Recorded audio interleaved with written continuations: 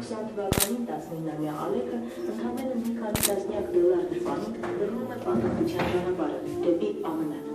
Նոր երկրի, նոր միջավայրի, նոր բարձր, Մանուկյանը նախանձելի արագությամբ է տելանում և շնորհիվ իր խելքի ու աշխատասիրության։ 1920 թվականին 19-ամյա Ալեքը ընդհանուր սեփական Մոսկվա ընկերություն է։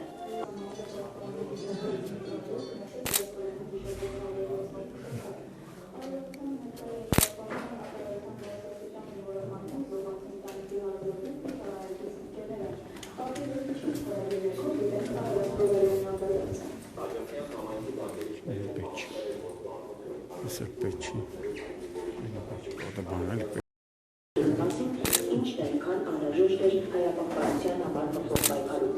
1956 թվականին Մանուկյանն ընտրվում է հայկական բարեգործական ընդհանուր միության նախագահ։ Նա այս կազմակերպությունը ղեկավարեց 36 տարի։ Իր այս մարդասիրական գործունեության համար Արեգ Մանուկյանը Մեզ իրանց քնելու տեղերն է, չէ՞։ Այս է վարժելը։ Անտիր ակուրատնի հավաքած է, չէ՞։